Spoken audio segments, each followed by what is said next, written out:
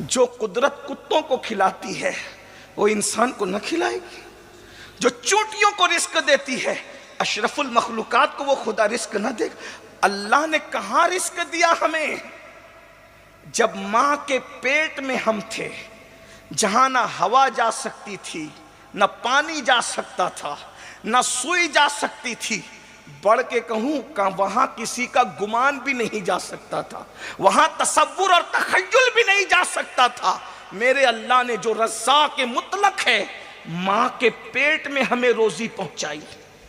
تو جو ماں کے پیٹ میں روزی دے سکتا ہے، اور ہمارا عقیدہ تو یہ ہے جو ماں کے پیٹ میں روزی دیتا ہے وہ قبر کے پیٹ میں بھی روزی دینے پر قدرت رکھتا ہے،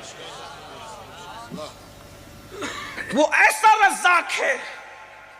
لیکن غور کیجئے، خلیل اللہ کو یہ فکر نہیں تھی کہ میرے بچے کھائیں گے کیا، میرے بچے کریں گے کیا، بلکہ فکر یہ تھی ربی جعلنی مقیم الصلاۃ ومن ذریتی ربنا وتقبل دعا، اللہ مجھے بھی قائم صلاۃ رکھنے والا بنا اور میری ذریت کو، میری اولاد کو بھی نماز کا پابند بنا اور میری دعا کو قبول فرما۔ آپ مجھے بتائیں، صحیح کہنا مسلمانوں، مسلمان ہو، اپنے بچوں کو اسکول جانے کے لیے ہم صبح 6 بجے جگاتے ہیں، کبھی ہم نے صبح 6 بجے فجر کی نماز کے لیے بھی اپنے بچوں کو جگایا؟ ہم نے ٹیوشن نہ جانے پر اپنے بچوں کو مارا تو ہے، کیا کبھی ہم نے نماز نہیں پڑھنے پر بھی اپنے بچوں کو مارا ہے؟ ایک بات یاد رکھنا، میں پھر کہہ رہا ہوں، دنیاوی ڈگریوں کے ہم مخالف نہیں ہیں، لیکن پہلے نمبر پر مسلمان، اول درجہ اسلام کا، دین کا درجہ پہلے۔ کچھ بھی بناؤ پہلے مسلمان بناؤ، پہلے ان کو ایمان کی دولت عطا کرو، ان کے سینوں میں اللہ کی خشیت اور خوف پیدا کرو۔ وجہ، جو بچہ مسلمان بنے گا، اللہ نہ کرے اگر کوئی ڈگری حاصل نہ بھی کر سکا تو کامیاب رہے گا۔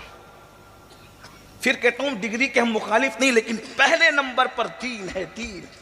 ایک بات آپ کو بتاؤں، اگر دین اپنے بچوں کو نہ پڑھایا، اگر دین نہیں پڑھایا اپنے بچوں کو اور صرف دنیاوی تعلیم دے دی، اندازہ نتیجہ کیا نکلے گا پتہ ہے؟ ایک مفکر نے ایک آرٹیکل لکھا تھا، اس نے یہ لکھا کہ ڈاکٹر بن کر کے ایک بچہ پڑھ کر اپنے گھر آتا ہے اور چند دوست اس سے ملاقات کے لیے آتے ہیں تو وہ اپنی ماں کا تعارف اس طرح کراتا ہے کہ یہ بڑھیا جو ہے نا، یہ میرے گھر میں کام والی ہے۔ کیا کبھی آپ نے کسی عالم کو یہ کہتے دیکھا؟ کیا کبھی کسی عالم کو آپ نے یہ کہتے سنا؟ آج ہم اپنے بچوں کو سب دے رہے ہیں، اسلام نہیں دے پا رہے ہیں، اور جہاں اسلام نہیں ہوگا وہاں جرائم ہوں گے، جہاں اسلام نہیں ہوگا وہاں کرپشن ہوگا، جہاں دینی تعلیم نہیں ہو۔ آپ دیکھ لیجئے ہمارے معاشرے کے اندر دینی تعلیم کا فقدان ہے، ماں باپ کے حقوق کیوں ادا نہیں ہو رہے ہیں، حقوق والدین سے کیوں آنکھیں چرائی جا رہی ہے؟ وجہ یہ ہے کہ ہم نے سب دیا، بچے کو اسلام نہیں دیا، اسلامی تعلیم نہیں دی۔ اگر ہم نے دینی تعلیم اپنے بچوں کو دی ہوئی ہوتی تو ہمارا بچہ ہاتھ پکڑ کر ماں باپ کو گھر سے نہ نکالتا، بلکہ اس کی نگاہ میں یہ حدیث ہوتی، الجنت تحت اقدام الامہاتکم، کہ ماؤں کے قدموں کے نیچے جنت ہے۔ اللہ اکبر! آج ماؤں کی توہین ہو رہی ہے، باپ کا حق ادا نہیں کیا جا رہا ہے، باپ کوئی مسجد کے زینے پہ بیٹھ کر کے بھیک مانگ رہا ہے۔ پڑھے لکھے لوگ، میں پھر کہتا ہوں، پڑھے لکھوں کے ہم جو ہے مخالف نہیں ہیں، لیکن پڑھے لکھے لوگ، اللہ اکبر، کیا موبائل پر گندی فلمیں نہیں دیکھ رہے ہیں؟ لیکن وہ عالم دین جو اللہ کے نزدیک عند اللہ عالم ہے اور اللہ کا کی خشیت جس کے دل میں موجود ہے، وہ کبھی کسی پر پاپ کی نظر نہیں اٹھاتا، گندی فلم دیکھنا تو دور کی بات، کبھی وہ اس کا تصور نہیں کر سکتا۔ میرے بھائیوں، آج بہنوں کے حقوق کیوں ادا نہیں ہو رہے ہیں؟ علم دین نہیں ہے۔ بیوی کا حق ادا کیوں نہیں ہو رہا ہے؟ علم دین نہیں ہے۔ آج یہ میں آپ کے سامنے کچھ علماء کی زندگی رکھوں کہ جب انسان کے پاس علم دین آتا ہے تو اس کی زندگی کیسے گزرتی ہے، اس کی زندگی کیسے نکھرتی ہے۔ پہلے نمبر پر میں اپنے امام الائمہ، سراج الامہ، کاشف الغمہ، کروڑوں حنفیوں کے امام، اللہ اکبر، اللہ کی حجت، اللہ کی دلیل، سیدنا نعمان بن ثابت، سیدنا امام اعظم ابو حنیفہ ہم جن کو کہتے ہیں۔ یہ امام اعظم ابو حنیفہ کون ہے؟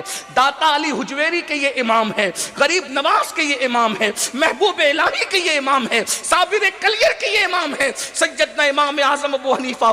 فروعی فقہی مسائل میں ہم جن کے مقلد ہیں وہ امام اعظم ابو حنیفہ کی زندگی دیکھو اس کو کہتے ہیں عالم۔ اور عالم کی زندگی کیا ہے؟ ایک مرتبہ سیدنا امام اعظم ابو حنیفہ رضی اللہ تبارک و تعالیٰ عنہ کے جوتیوں کے اندر گوبر لگ گیا، اور گوبر جب لگا تو آپ جو ہے اس گوبر کو چھڑانے کے لیے آپ نے پیر کو جھٹکنے کی کوشش کی۔ ذرا غور کرنا، جب اللہ کا خوف دل میں آتا ہے زندگی کتنی محتاط ہو جاتی ہے، زندگی میں کتنی احتیاط پیدا ہو جاتی ہے۔ اللہ اکبر، پیر کو جھٹکنے کی کوشش کی، اللہ اکبر، وہ پیر کی جوتی میں گوبر لگا ہوا تھا، پیر جھٹک کر کے چھڑانا چاہتے تھے گوبر کو، لیکن وہ گوبر اڑا اور اڑنے کے بعد دیوار پر جا کر کے لگ گیا۔ دیواریں اس دور میں مٹی کی ہوا کرتی تھی۔ امام اعظم ابو حنیفہ نے اب وہ مٹی کی دیوار سے گوبر کو صاف کرنے کی کوشش کی تو دیوار کی مٹی کا جب وہ نکل گئی، دیوار کی مٹی کا نکلنا تھا۔ اللہ اکبر، یہ ہے یخش اللہ کی منزل پر فائز لوگ، یہ ہے اللہ والے لوگ، یہ ہے علماء لوگ، یہ ہے نائبین رسول۔ اللہ اکبر، اللہ اکبر۔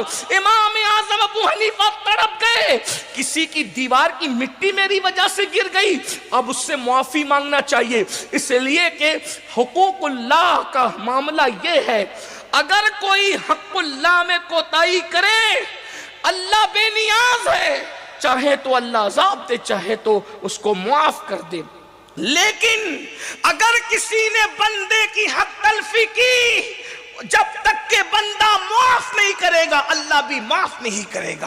امام اعظم ابو حنیفہ تڑپ گئے، میدان محشر کا منظر نگاہوں کے سامنے آ گیا، وہ میدان محشر جہاں کوئی کسی کا پرسان حال نہیں، نہ ماں بیٹے کی پرسان حال، نہ بھائی بھائی کا پرسان حال، وہاں کوئی کسی کا مددگار نہیں مگر یہ کہ اللہ جسے اذن عطا کرے۔ تڑپ گئے اور اس کے بعد اتفاق سے اس کے دروازے پر آپ نے دستک دی تو وہ بندہ باہر آیا جو امام اعظم کا مقروض تھا، امام اعظم سے اس نے قرض لیا تھا۔ ایک بات یہ بھی میں تمہیں بتا دوں، ہمارے بزرگان دین وہ تھے، اتنے مالدار تھے علماء ہو کر کہ پبلک ان سے قرض لیا کرتی تھی، یعنی کہ وہ تاجر بھی تھے، وہ عالم بھی تھے۔ لیکن آج تو حال یہ ہے، ہم نے علماء کو غریب کرنے کا خیال کر لیا ہے، یہ ہمارے محتاج بن کر کے رہیں، یہ ہمارے دست نگر بن کر کے رہیں، یہ ہمارے آگے ہاتھ پھیلاتے رہیں۔ اللہ اکبر، کسی دنیا دار کو ترقی پر دیکھیں تو ہمارے ماتھے پہ شکن نہیں آتا، لیکن عالم کے ہاتھ میں آئی فون دیکھیں یا اس کو اچھی بائک پر دیکھیں، اچھی سواری پر دیکھیں تو آپس میں باتیں کرتے ہیں، آیا کہاں سے؟ شاید مدرسے کا چندہ چرایا ہوگا، مسجد میں خیانت کی ہوگی۔ ارے نادان، جب تو مسجد کے اندر صرف 2 رکعت پڑھنے کے لیے آتا ہے ہفتے میں ایک بار، تو اللہ تجھے اتنا عطا کرتا ہے، جو 5 وقت سب کے آگے کھڑا رہتا ہے، اللہ اس کو کتنی برکت عطا کرتا ہوگا۔ اپنے علماء کا بھلا چاہو، اپنے علماء کی خیر خواہی کرو، اور اپنے علماء سے بھی گزارش کرتا ہوں کہ آپ اپنی قوم سے عبادت ہی میں آگے نہ رہو، بلکہ اپنی قوم سے تجارت میں بھی آگے بڑھنے کی کوشش کرو۔ ہمیں تو بہت آگے جانا ہے، میں کہاں رکتا ہوں، عرش و فرش کی آواز سے مجھ کو جانا ہے بہت اونچا، حد پرواز سے ستاروں کے آگے جہاں اور بھی ہے، ابھی عشق کے امتحان اور بھی ہے، تو شاہی ہے پرواز ہے کام تیرا، تیرے سامنے آسماں اور بھی ہے۔ امام اعظم کا وہ مقروض تھا، باہر آیا، ڈر گیا، قرض مانگنے تو نہیں آ گئے امام صاحب؟ امام صاحب نے فرمایا یہ گھر تیرا ہے؟ جی میرا ہے۔ میرے جوتی میں گوبر لگا تھا، میں وہ چھڑانے لگا تو اس پہ چلا گیا، نکالنے کی کوشش کی تو مٹی نکل آئی۔ ایک کام کر، جتنا قرض میرا تجھ پہ نکلتا ہے وہ سب میں تجھے معاف کرتا ہوں، تو مجھے یہ معاملہ معاف کر دے تاکہ قیامت کے دن اللہ کی بارگاہ میں میری پکڑ نہ ہو۔ یہ ہے علماء، جن کے پاس خشیت ہوتی ہے ان کی زندگی یہ گزرتی۔ بڑھ کر میں ایک جملہ کہوں، برا نہ مانے تو، ہم بڑے مدرسے کے فارغ کو عالم نہیں کہتے، پڑھا لکھا کہتے ہیں، لیکن عالم حقیقت میں وہی ہے جو یخشی اللہ کی منزل پر فائز ہے۔ جہاں یخشی اللہ نہیں ہے وہ پڑھا لکھا تو ہے مگر عالم ربانی نہیں ہو سکتا۔ ورنہ ابن تیمیہ کے لیے آپ کا کیا خیال ہے؟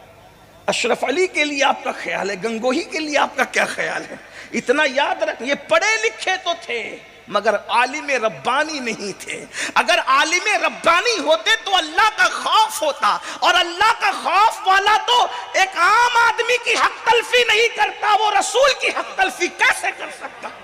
اور جو رسول کی حق تلفی کرے وہ مومن نہیں ہو سکتا، وہ عالم کیسے ہو سکتا؟